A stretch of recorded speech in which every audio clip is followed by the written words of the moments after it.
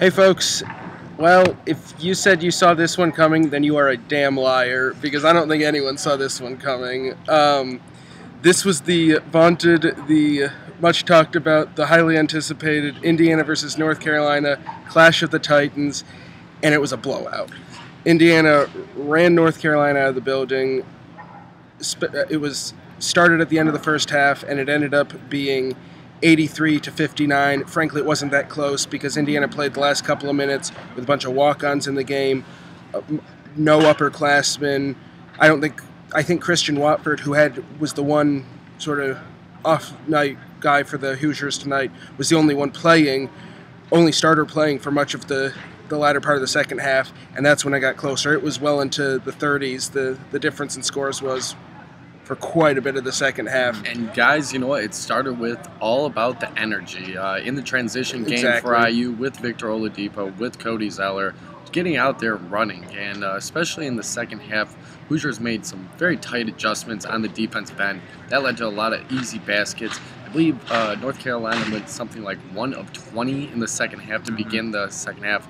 You know what? If you have that great of defense coming out of halftime, you're going to make it very, very tough on whoever your opponent is. Of course, this one being in the ACC Big Ten Challenge, a very highly anticipated game, and a great performance for IU on the big stage. And the interesting part of that, yesterday in the pregame press conference, a lot of the IU players as well as Coach Crean were talking about how the North Carolina transition offense might be an issue. It was something that they'd been focusing on, they'd been preparing for, and it really seemed like IU's transition offense was even more effective tonight. Yeah, IU beat them at their own game. I mean, it happens. Both teams are fast break teams. We all knew that coming in.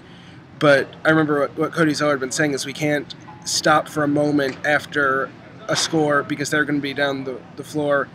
And that's exactly how the script was flipped in just such a way that every time Carolina scored, IU was already down there and got a very easy basket. Lots of dunks. I mean, this was the kind of game, the score aside, this is just the kind of game a crowd would want to see. Lots of dunks, lots of fast break action. 26 NBA scouts in the building as well. So certainly certainly got a great show for both, all the players to see, all the fans to see, and for the nation to see. And I think just moving forward, what the Hoosiers are going to take out of this performance is the fact that they were able to shut it down on the defensive end to lead to the offense. And when you go back, they only beat them 12-8 in fast break points. But it really seemed like a lot more like that because they were limiting the Tar Heels on the offensive side and just really taking them out of the game. As Coach Crean talked about, controlling the pace of the game and not letting North Carolina control the pace. Yeah, very much a defense creating offense sort of situation here. There were a couple of really impressive. Point guard play was great tonight, especially defensively. A couple of times when you would have either Yogi or Jordan Halls or even Remy at times steal the ball, get it to a guy, and he would dunk it. Get it to a guy, he would pass it to a guy, he would dunk it. I mean, it's just, especially when coming off of defensive plays, off of steals especially, I thought that's when the fast break was just clicking in a way we haven't seen it all season against a better opponent than we've seen all season. I mean, North Carolina did not look good tonight, but we still know that they are, without question, probably the best team IU's played. I think now you can have a debate with Georgetown versus North Carolina, but that's for another day. It'll be interesting to see where North Carolina is placed after the week and a half that they had, losing to Butler last week in the Maui Invitational, which didn't drop them too much, actually. No, just a couple spots. About 4 to 5 rankings, depending on what ranking you're looking at. So, that loss didn't hurt them, but you put up this performance in Assembly Hall, obviously one of the toughest places to play in all of college basketball. It's going to hurt them down, and I think it's going to knock them down a few spots in the rankings, but just for your psyche, if you're the Tar Heels moving forward, this was a very tough environment to play in, and they didn't pass the test, and I think a lot of credit goes to the Hoosiers on that, but also, if you're a Tar Heel fan, I think that this is a time where you have to kind of reevaluate where the team is at. We saw that in that second half, the team got very one-dimensional, didn't look to pass the ball a lot. Just took jumpers. A couple dribbles and shots. You know what? If you're a high-level competing team, like the Hoosiers are, like the Tar Heels want to be this year and have been for years, they have to get scoring from other places. James Michael McAdoo isn't going to be able to do it all the time. And certainly he did have a great game, but as you were going to say. Yeah, I mean, he fairly effective in the first half. I know a lot in the press conference yesterday, the players were talking about how North Carolina did have some added length compared to the Hoosiers, like Georgetown did when they faced off in Brooklyn. But Michael McAdoo, went scoreless in the second half. He was able to put up 10 points in the first half, which was fairly impressive. But the Hoosiers were able to clamp down on him. I think part of that, like you guys said, was attributed to just the fact that they didn't really have much of a rhythm in the offense. They were taking a lot of jump shots and really weren't trying to work it down low a whole lot. Yeah, and Crean sort of implied that you can trace, the flow of the game overall to how IU played against McAdoo, because he said going into the halftime he still thought IU had actually played quite well against McAdoo, and that would equal a 9-point lead. That sort of makes sense. And then he said in the second half they managed to just completely shut him down. And that's when the game got ridiculous. And so that definitely is, you can sort of trace those two factors together almost hand in hand.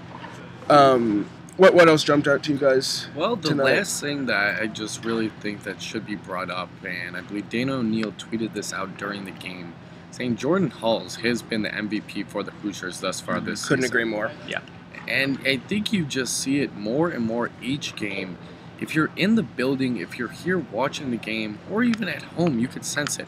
Every time that Hulls lines up for an open three-pointer, or an open jump shot, has the ball in his hands controlling the offense, this crowd lights up. And the rest of the team, the rest of IU as a whole, light up. They know once Hulls has that open shot, he's going to drain it. And that confidence starts with him. And it's just shooting out of the pores of all of the IU players right about now. Yeah, he's such an efficient player right now. I mean, he went 5 from 8 from the field, 3 of 5 from 3-point range, like you were talking about. 8 assists.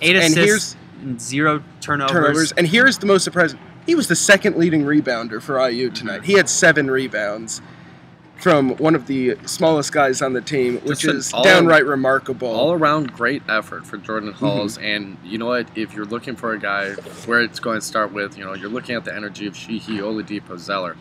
That all starts with the captain right there at the point guard position. And I think Dana O'Neill really hit it on the head there, saying that he has been the MVP. He was MVP of the Legends Classic tournament. And rightfully so. And, I mean, I think it's impossible.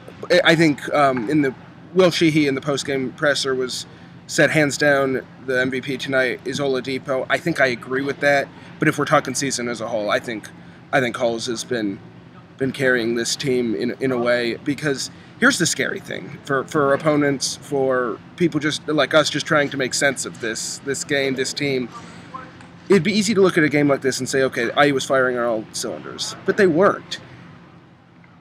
Zeller was very good, but still don't think we've seen him play his best any time this season. I think I would be willing to say tonight was his best game of the year, but it wasn't perfect. He was really hot early. He was hot early in the second half.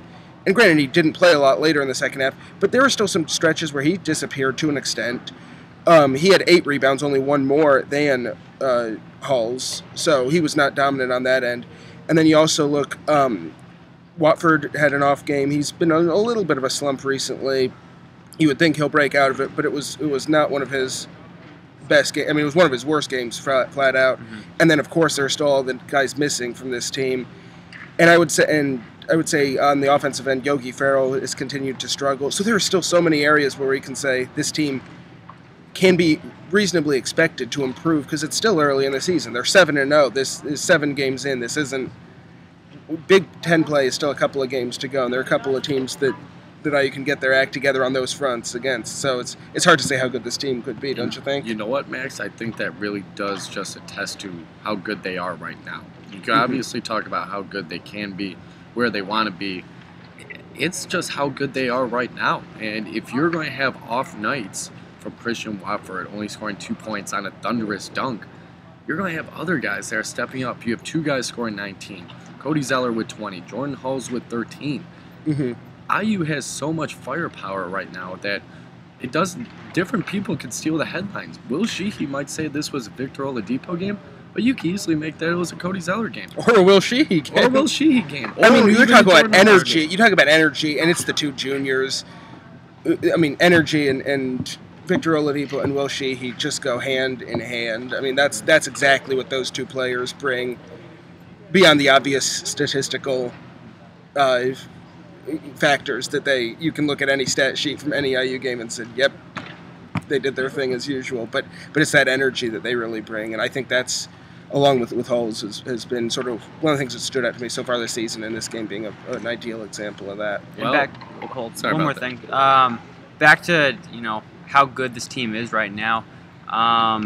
Tomorrow Duke faces off against Ohio State, two teams very highly ranked coming into the season, and still rightfully so.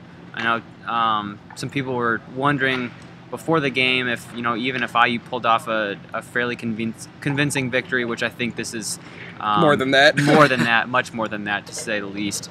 It'll be interesting to see, especially if Duke pulls off a win against Ohio State, if they in fact jump over IU and take over the #1 spot, or if IU with this 24-point win against North Carolina, if they're able to keep the hold. I don't see that happening anymore. That was the buzz before the game, even in the press room. There was talks of could this happen yesterday at the pregame presser, but I think this was a statement win. Even Tom Crean called it that, and I think there's no better way to put it. This was them getting out there and saying, this is why we're the #1 team, and proving it in a way that they hadn't before. I don't think the #1 team in the nation should fall any place after a dominant victory as we saw tonight. But you know what? That'll do it for us. Thanks a lot for listening, Hoosier fans. We hope that you enjoyed this edition of the Three-Man Weave and another great IU victory. This place was rocking just about an hour or so ago. A little bit quiet now. I think my ears are just starting to stop ringing.